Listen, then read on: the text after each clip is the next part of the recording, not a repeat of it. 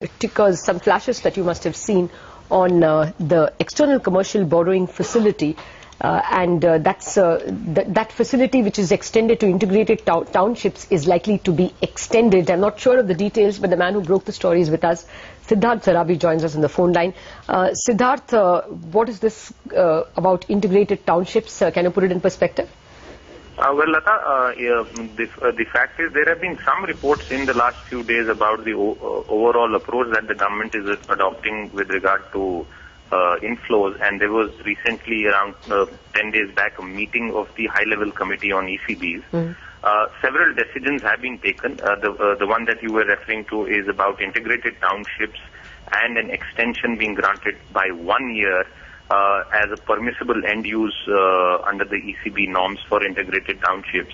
The RBI had not agreed initially because it took the view that real estate prices still remain high and the much needed correction has not taken place, and also the fact that banks were making credit available to the sector, but the government ultimately prevailed and decided that since this will improve infrastructure facilities, remember several projects are ongoing, in fact, including in Delhi, for instance, related to the Commonwealth Games. So this facility has been extended by a year.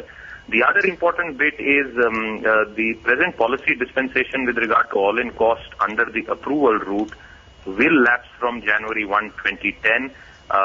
There was a change in this regard because the government was concerned about borrowing some time back, but now the high-level committee has taken the considered view that since there is an overall improvement in credit market conditions, spreads have narrowed, and most ECBs, in fact, there was a bank and an airport developer which have borrowed well within these limits and under the automatic route, and this is sufficient to raise ECBs. Therefore, the approval route permission will be allowed to lapse from January 2010. There have been several other decisions. In fact, one more point that I would like to point out at this stage is regarding the auction of ECBs.